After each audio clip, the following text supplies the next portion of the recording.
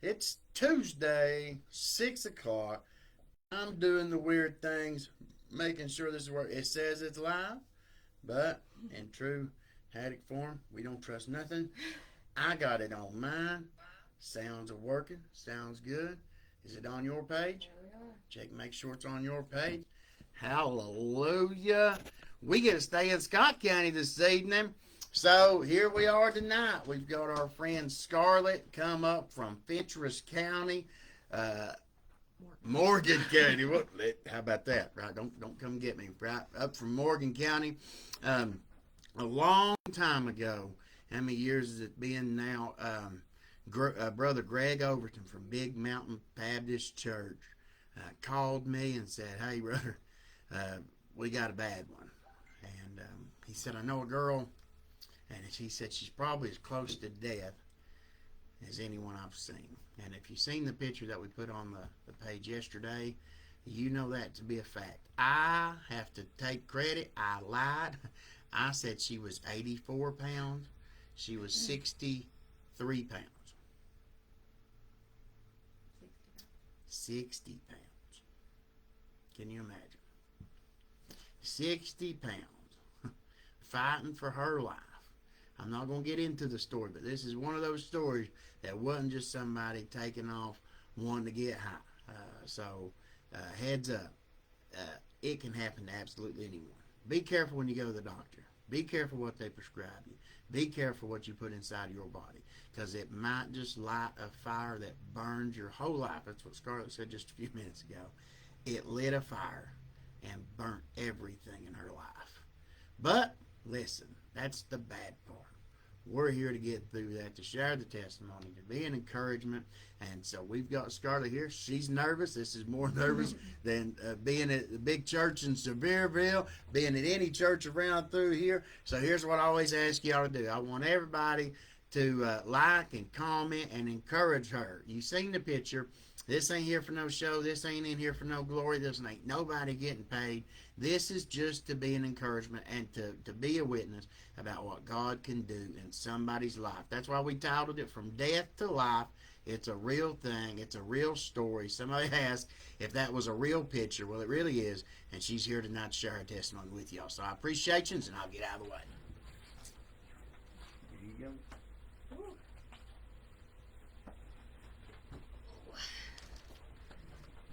Hello, everyone. This is very different. I've never done this in front of a camera. I think this is a little scarier than getting in front of a crowd, but I want to say thank you to Randall for asking me to come speak. You know, I've been praying a lot lately for God to use me, and I don't like to ask, assert myself to share my story, but he asked me 2 days, I think, after I said that prayer, and I'm so thankful that I'm here and I'm alive today to tell it. So I'm gonna get right into it, and please don't take offense if I don't look up at the camera. I have my paper. This is my story. My name is Scarlett Murray. I am 30 years old and I'm a recovering heroin addict. I have 2 little girls, Madeline and Blakely. To start, I'm going to tell you a little bit about my life before addiction. I come from a wonderful family. I was raised in church. I was a really good kid. I played sports. I kept average grades. I was a good person. My family, my friends, that was my world. I met the man I later married when I was 15 years old. At 18, we had our first child named Madeline. That baby was my everything. I didn't know what I was doing, but she was my life. She still is. And in 2015, I was 21 years old when we purchased our first home. I had a very good head on my shoulders.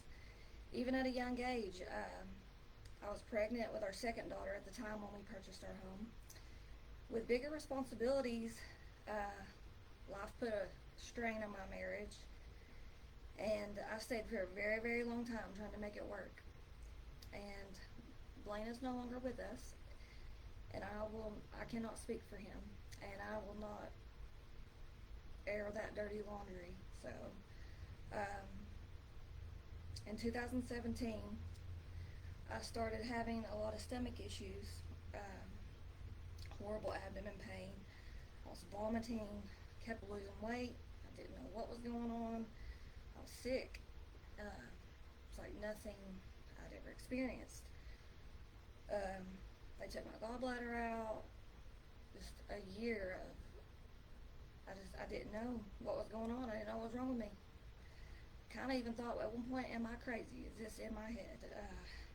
But after almost a year, I received my diagnosis, and I had been diagnosed with Crohn's disease. And if you don't know what that is, it's a inflammatory bowel disease, and it's a chronic illness. At the time, I knew nothing about it, and I was scared to death. I found out it was manageable, but it was something I will carry for the rest of my life. At the time, I was the only one working in our household, and I just remember constantly thinking to myself, how am I going to take care of my babies? You know, it's hard to make it as it is. I'm in and out of this hospital. I just didn't know, and for a long time I kept saying, why me? Why me, Lord? 8 weeks after my diagnosis, I was referred out to a pain clinic for the chronic abdominal pain, where I was receiving hydrocodone.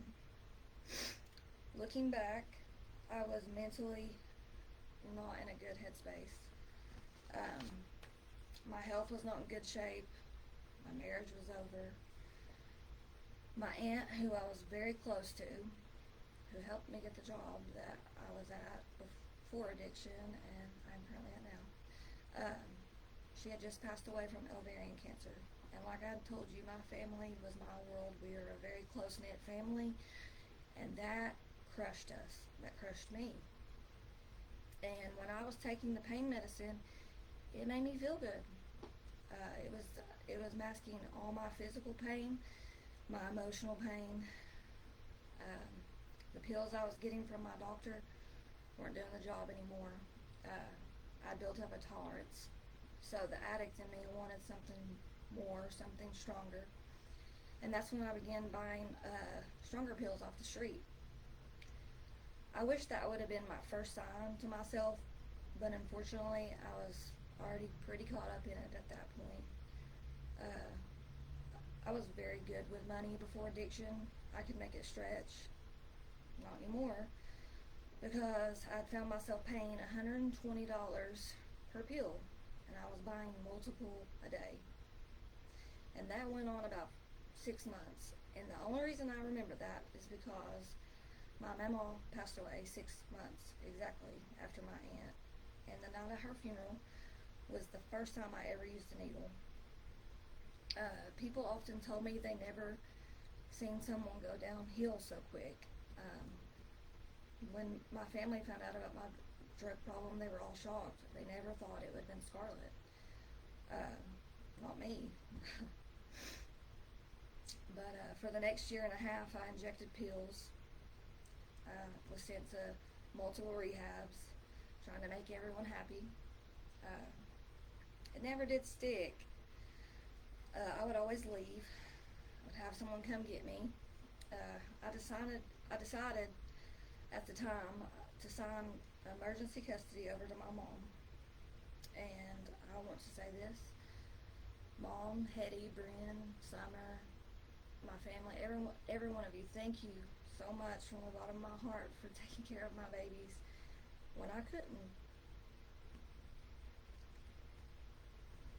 And even though that was one of the hardest things I've ever had to do as a mother, I'm thankful I did it, because it was the best thing for them at the time. I was so strung out. I was living place to place. Everything I'd ever owned had been sold or traded for drugs. It was like I struck a match and it was just gone. Everything I'd worked hard for, just gone. I had nothing but the clothes on my back, and I decided to try another rehab in Kingsport, far away from here. Part of me wanted to be better for my kids and family, but I never wanted it for me. So, roughly after 90, 100 days of clean time, I relapsed. And this time, I wanted something stronger than pills. And that's when my heroin addiction began. I was buying heroin every single day. It consumed my entire life. I would wake up and I would start the hunt. And even when I scored, my big bag, I was thinking of the way I was getting the next. My tolerance was very scary. I'm a little girl, and I was out doing grown men double my weight. My health was deteriorating, and my Crohn's disease it didn't go away, and I wasn't doing anything to help it get better either. I wasn't going to doctors anymore. I wasn't getting any treatment for my stomach issues. You see, the devil had put in my head that these street drugs was the only thing helping me, and I believed it. Getting my fix was my only concern. No one understood what poor old Scarlett was going through. I would lie, I would manipulate, and I would even steal if I had to. I was a completely different Scarlett than anyone knew before. I felt at times I didn't even know who I was anymore. I was a lost cause to most, and even myself, and I had zero desire to get better. During the 4.5, maybe close to 5 years of addiction, I went to the hospital several times because I was so sick with my stomach issues. I kept experiencing bowel blockages, and that's when, your colon is pinched off and there's nothing getting through. So everything was coming back up. But it did not matter. I'd start to get sick and I was out of there. Walking, whatever I had to do. I was the bad seed. I lived in a sober living house 3 different times. They gave me 3 different chances. Had wonderful people trying to help me. And I was sneaking in drugs, getting high the entire time. I was in Nashville once. I had left a rehab, didn't know a soul, and I was on the streets, sleeping under a bridge for 4 days. My dad, I remember he sent me money to get home, and I went and found some random person and got drugs. Some of the things I have done, I just think, what in the world now? But, because I wouldn't do that now. But that is exactly what drugs do. They change you. Drugs will rip everything from you. The last year in addiction, I was probably about 85 pounds. I was starting to look rough. I went through times where I really did want to be better. Because you get sick of it. You get sick and tired of this. You get sick and tired of being sick and tired. But I didn't know how to do better. I didn't think anyone could save me. It's miserable to wake up sick for a substance and you have to plot your next scheme to get high. And every day was exactly the same. And I felt as if I was an empty shell. And friends and family that, if I was around, it was just like talking to a wall. I was not there. Scarlett checked out. And at this point, I had minor legal troubles. Drug paraphernalia charges. So I've been to jail a few times.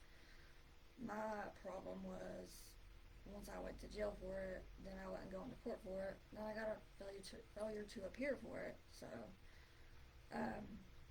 but it didn't make me change. I still kept chasing the drug every single day.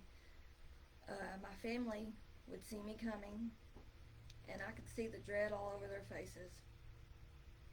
Because normally I had my hand out, or I was so high out of my mind I'd be nodding off. I often thought, how was I the problem? I'm not hurting anyone. It's just me. I'm hurting me. Um, Now that I'm out of it, I see all the hurt, and I hate the hurt that I've caused people, especially my children. Um, but let's fast forward to July 2022. Um, I drove up with my ex-husband to see the girls in Gatlinburg, and I had to make sure I was high before I done anything like that. Just to take a shower, I had to be high. But my family had not seen me in weeks, which that was not anything new. And physically, the drugs had really taken a toll on my body at this point. It was so drastic. I was barely walking. My mom literally broke down, was crying in the streets of Gatlinburg. People stared at me because I looked like a walking corpse. I was starting to have a lot of trouble walking. I mean, it was bad. My legs just felt like dead weight, and I had no muscle there. And I remember the feeling of, this is the last time I'm ever going to see my family. This is the last time I'm ever going to see my kids. And when I left them that day, even the way I just felt, I still stopped on the way back and got high. Days after that, I was admitted to Fort Sanders Regional in the ICU, where I barely weighed 60 pounds with a gown. I was literally nothing but skin over bone. And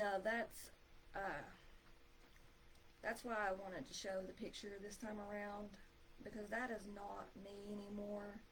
I don't live there. And but it was such an amazing miracle transformation to then to now. I just felt it needed to be shown, no matter what kind of, whether it was good or bad comments. I didn't care.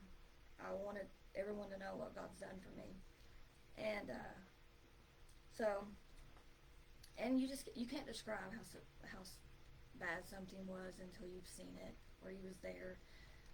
A lot of people weren't there. And so I had lost my ability to walk. I had no muscle in my body. My legs was the size of my arms. I believe truly that God took my ability to walk because He knew what I was going to do. I was leaving. I was dodging. I was jetting. I was out. He knew I was going to leave every single time. He knew how strong-willed I was before I ever did. And I think He seen the lengths I went to every single day. I was placed on palliative care due to being severely malnourished, and I had a bowel obstruction that they could not operate on. I think He seen, I'm sorry. Lost my spot. Okay. So my doctor said my body would not heal a paper cut at that point. I wasn't allowed visitors because I've been an IV drug user, and there's policy prohibiting that. Thankfully, they stretched it for my mom to be with me. I didn't want to die alone. And I think I held on so long because I wanted to tell my babies that I was so sorry for hurting them and that I did truly love them. And I was very thankful. Before I was taken up and admitted in the ER, I had all my family out in the waiting room taking turns coming to see me. I didn't get to see my kids, and I didn't get to see Ashton Summer, and that didn't sit right with me, thinking, I know we wasn't close anymore, but I couldn't imagine not being able to tell them goodbye.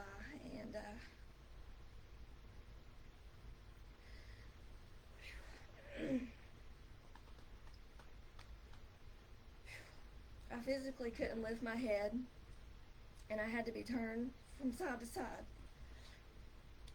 When you have nothing but bone exposed, it's very hard to get comfortable. I spent a total of 7 days in the ICU at Fort Sanders. A nurse even looked at me in the eyes and said I would never come back from the damage I'd done to my body. They weren't telling me per se. I guess they didn't want to scare me, but I know by the way they acted, I can read things, and they did tell my mom I would not make it. And I didn't sleep, probably from detox and fear. And I didn't want to go to hell. And if I knew when I closed my eyes and if God decided to take me out of this world, that's exactly where I was going for all the bad I've done. But they released me from Fort Sanders, and I know they basically sent me home to die. I was just another drug addict to them. I remember having conversations with my mom about being a DNR and to make sure she kept my casket closed. And as a mother, I couldn't imagine one of my girls telling me something like that. My mom, my aunt was in the room for that, and I'm sorry. I really am. And but 12 hours after being home, after I left Fort Sanders, I started throwing up and horrible stomach pains. And at that point, I knew my body, and I knew what it meant. Here we go again. It's my stomach issue. I'm obstructed. And I was lying there, and I promise you, my eyes got this glaze over them. And I went deaf in my left ear. And I knew I was fixing to leave this world. And I begged my mom to let me die. I just wanted it to be over. I was so tired of the constant battle. And EMS didn't think I was going to make it to the hospital, and I remember them telling me to just hold on just a little bit longer. But God, He got me to that hospital, and I received 2 blood transfusions, and I could see, and I could hear, and my belly got settled down.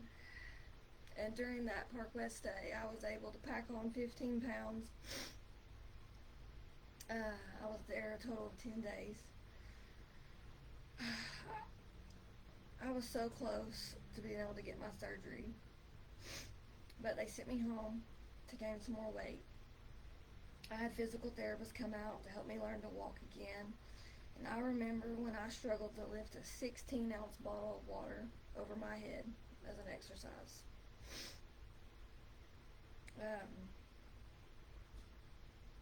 And my family at this point, I was home. I was trying, but they were tired of my scheming. Even after all I just went through, I really had done good for a little bit. But there was one time, all it took, I was able to get someone to bring me something, and I relapsed. And at that moment I relapsed, and I overdosed. Never overdosed before, but that time I did. And just a little crumb killed me. And honestly, in that moment, I didn't see a future for myself. I wasn't able to function like a normal person. And when you're down, the first thing an addict turns to make something painful go away, you want to make that go away. I didn't want to feel that way. And for me, it was like I had woke up and nothing happened at all. I was Narcaned and, hey guys, I'm awake. But in that moment, I actually seen how selfish I was for once. Because I later found out that my mom was screaming, running around the yard, calling my dad to tell him I was dead because I turned blue. My best friend that had lost her mother to drugs had stopped by to see me, visit me. I was at this girl's mother's funeral with her when I was 15 years old. And she had to witness something like that. And then my children in the mix of it all. I knew it all had to stop. And it did end. It ended there. That was the last time. So, my papa and my uncle offered to take me in. And I'm going to be honest with you. I was not happy about it at first. But it was the best thing that ever happened to me. They lived in Clinton, and it was secluded from people, which was a godsend. It was peaceful. Their lifestyle is peaceful. They don't tolerate nonsense. And I knew that no matter what, my papa wasn't going to tolerate my crap. And I didn't want to hurt him, and I had in the past, and he was still there with open arms to take me in when everyone else was tired of it. And he is an angel. He showed me more unconditional love and forgiveness than anyone in my life ever had. And his love reminds me a lot of a Christ-like love. He cooked me 3 meals a day, and I packed on the pounds. I was ready to put in the work for recovery. I wasn't there real long, and belly trouble started. I knew what it was, but this time, instead of, running to the drug, I remember praying and asking for strength. I was like, Lord, I don't know what to do, but I trust you. So, my dad came and got me, and he took me to Sonoma. I'd never been there before, and I was very, very skeptical, but because I didn't know my case. But that was another blessing from God. I was admitted there, and 3 days later, they operated on me, and things went beautifully. I was at so many complication risks, all that, but it went perfect. I remember them telling me that there was a really good chance that I was going to have a colostomy bag. And I was like, you do whatever you got to do. But that was a big thing for me, because when I was first diagnosed, 5 years ago, they told me that one day that's potentially going to happen. And I was like, over my dead body. But I wanted to live, and I'm going to do anything for that. And so that surgery, it's what I've been waiting on, and it felt like a fresh start. The Lord knew exactly what He was doing, and I know He has been in every part of my recovery, looking back. And I went back to my papa's, and I healed. And, I was on pain medication right after that surgery. No one even had questioned it, but I willingly handed those pills to my uncle and said, you divvy them out. That was huge for me. Huge.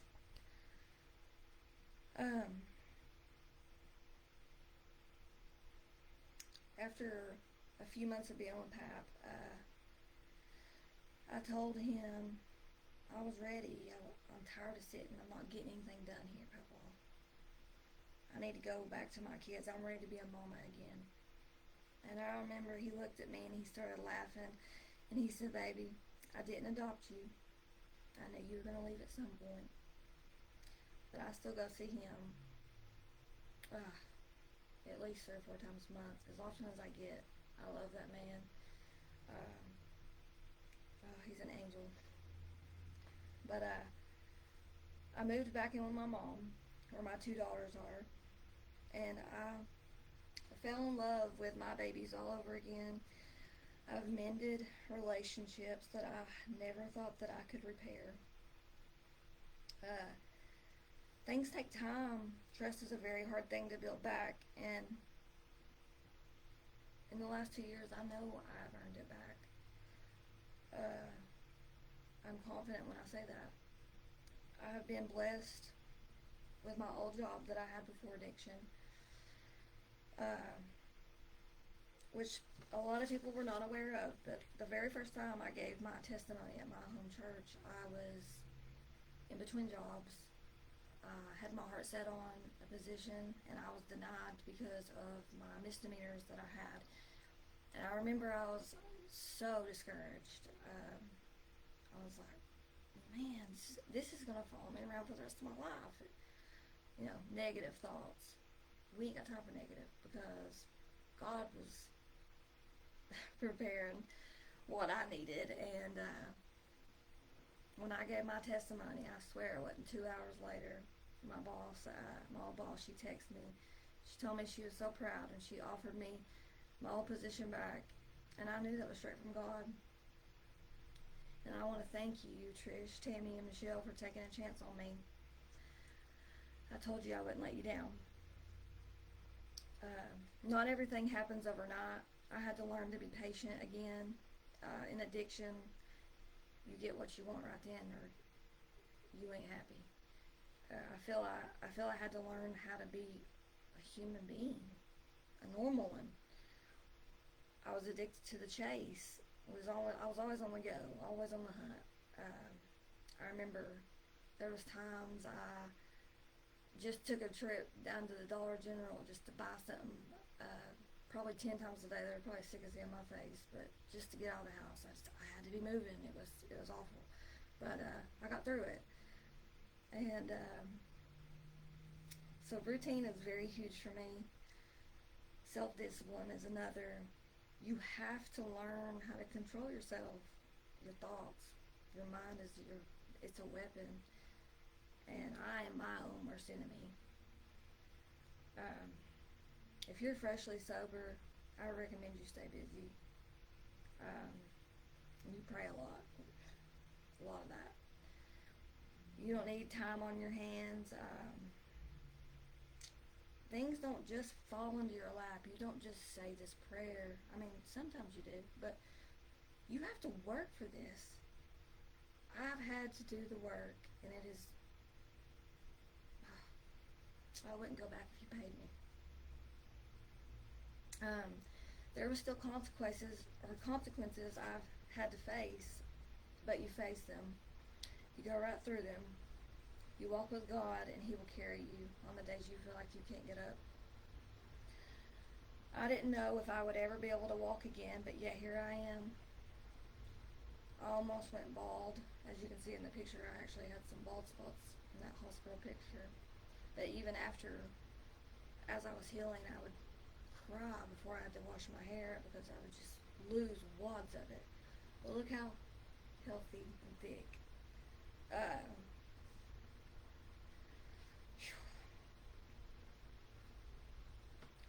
I trusted and I had faith that it would get better, and it has.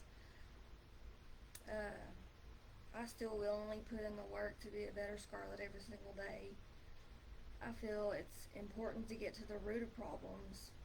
You know, we all have trauma, every single one of us. I still voluntarily attend therapy, which I love, and I now have Mads in. And I will probably eventually get Blakely in it, because I want my kids to know something that, not that I wasn't taught, but it's okay to ask for help. You know, I wish somebody would have made that clear when I was 25 years old and just started this addiction. I wish I would have known that, you know, it's okay for things to get heavy. Life's hard. God's never said it was going to be easy. He's going to be with you. He's going to see you through it, and He's seen me through every step of this. He is the reason I'm here. You've seen the picture. I was knocking at death's door. My Crohn's disease. Ever since that surgery, it's phenomenally so much better. But every 8 weeks, I go sit at an infusion center for 3.5 hours, and I'm infused a medication called Remicade. So I'm taking care of me, so I can, take care of the people I love. I think that when you can flip the switch in your mind for the good, an addict is a force to be reckoned with, especially one that has God by their side. And I guarantee you that everybody that has found recovery, God brought them out. I mentioned that God knew I was strong-willed before I ever did. I didn't know how strong I was until He showed me. With all that I've went through and overcome, I have scars to remind me of what I have beat and how hard I have fought. I'm not proud of my track marks. It's not very. Whatever. I'm proud of them now. I'm proud of the things I have overcome, and it shows exactly how hard I fought to get back. And I want my kids to know that I fought real hard for them, and I loved them, and it was never ever their fault what happened. I remember when I was about 90 days clean this time around. I was living with my papa, and I had a court date, and I knew I was going to jail. I remember he was worried. He's scared. He was, how's she gonna handle this? But I walked in that courtroom, and I held my head high, and I faced my consequences, and I went to jail. And I remember I was smiling, and they weren't gonna steal what God's given me. I did things that I needed to be punished for. Matter of fact, when God was reaching His hand down to me, I would have smacked me with a belt because I was awful. But that's not how it works. He loves us no matter what we do, no matter how far we go. I think the more broken, the better, actually. But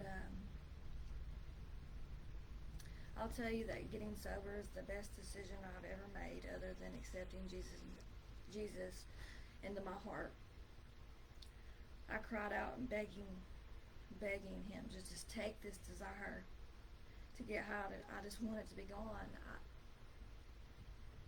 I wanted to fall out of love with it. I was in love with getting high. Next month I will be celebrating 2 years clean and sober. I have full custody of my children again, working a wonderful job. Slowly but surely I'm rebuilding my life. I'm happy. I'm thriving. I'm living life with my babies and my family again. And I know it could all be taken away in an instant. Tomorrow might not ever come, so I make each day count. I am nowhere near perfect, but I'm proud of my story. Jesus has turned my ugly past into a beautiful story of how He can change any impossible situation or break any chain. He is my motivation. And He loved me, and He had mercy on me when I was so undeserving. I would have washed my hands with me a long time ago. I don't think it's possible to beat addiction without Him. It's so hard. Drugs are evil. They stole my ability to love, to be a mother, all my morals. I know God was the answer. In an absolutely hopeless situation where I didn't deserve the air I was breathing, He loved me. And He loves you, and He made a way when there wasn't one. And I think the hardest thing after getting clean is you feel all these emotions again. You shame yourself. You feel guilty about the things you did. And the things that's hardest for me to let go of sometimes is the time I missed out on, the time I missed with my babies. Blakely was 2 years old when all this happened. And it started. She's 8 years old now.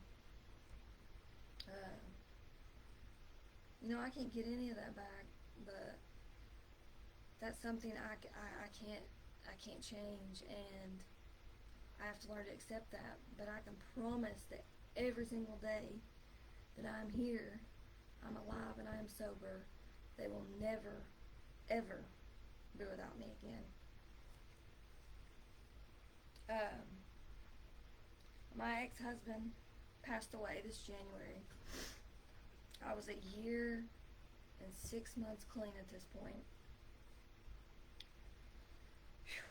My goodness, that was the hardest thing I ever had to tell my kids. And I didn't realize it at the time because I was trying to be so strong for my kids. I don't understand death. I often ask why for a lot of things, and I was plumb eat up with survivor's guilt. Why blame? Why not me? Why I was just as bad? I don't understand. I don't. I still don't. But that's again when I say, Lord, I trust you. I don't understand, but I trust you. And you know what? Today I'm thankful that my kids have one parent at least, because they almost lost us both. And I really do wish that I could have done something to help him. Blaine and I were so young, and we were just experiencing life. And I will love him forever because he gave me my two biggest blessings.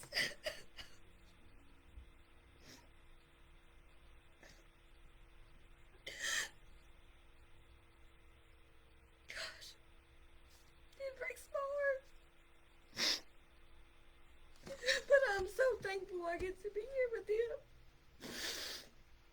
And I know it's my calling to share my story, to tell people what God has done for me.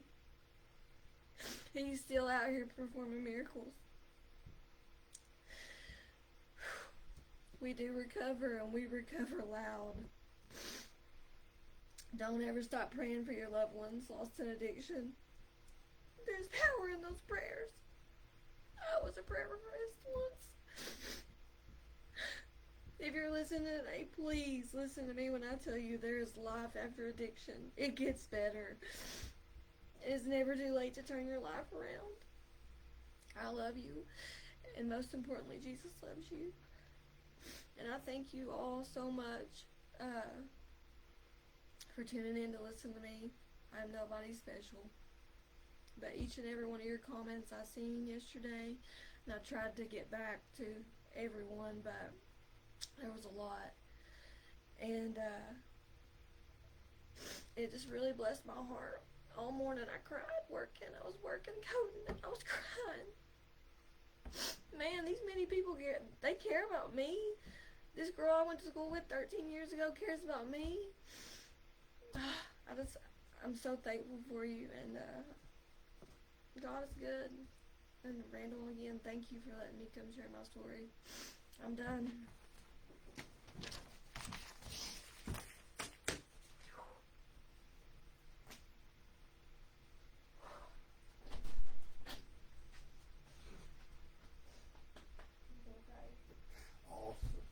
Awesome. Well, praise the Lord. How about that? Listen, my girl Ginger, all the way out west Tennessee, says she don't know you, but she loves you. There's a whole bunch of them out there. I always take and write notes. This old chicken scratch that I got here.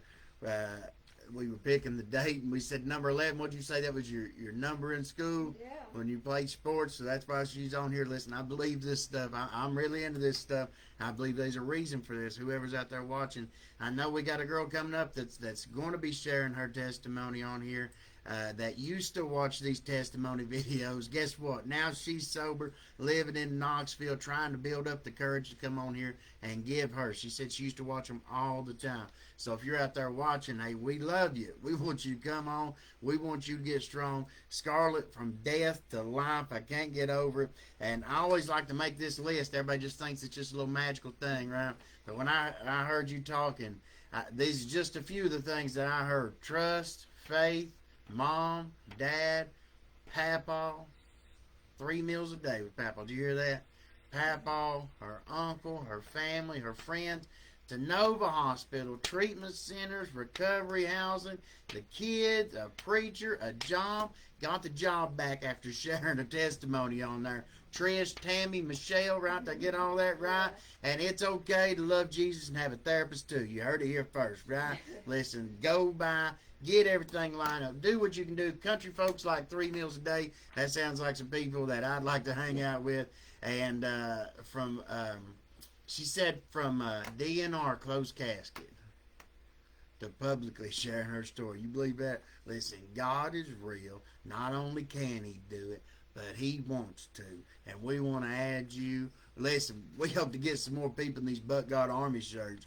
Get out here, be loud, tell your story. I do know this. She said this. She said she can't go back and fix what she's done. Every time she mentioned her kids, you cannot help but see that is a hard, heavy part in her life. Listen, there ain't a magic fix. You can't go back and fix it. I've learned this. Money can't fix it. Can't go back and pay your way out of it. Our kids are never satisfied. Can't never buy enough stuff. But I do know this. All you can give them is your time. And Scarlett's giving them her time today, right? They're at Bible school right now. Mine's at Bible school right now. The wives took them off down there. Listen, we're doing this. She opened up, poured her heart out here, hopefully, so somebody out there says, if they can do that for her, he can do it for me. And I promise you, try it out. You'll be surprised what he'll do in your life. You might just be the next one on here, encouraging somebody, being a strength, being a light in your community. We're waiting for you. We got all kinds of room. I love yous. We'll see yous next week. It's Tuesday night, 6 o'clock. Untelling where we'll be.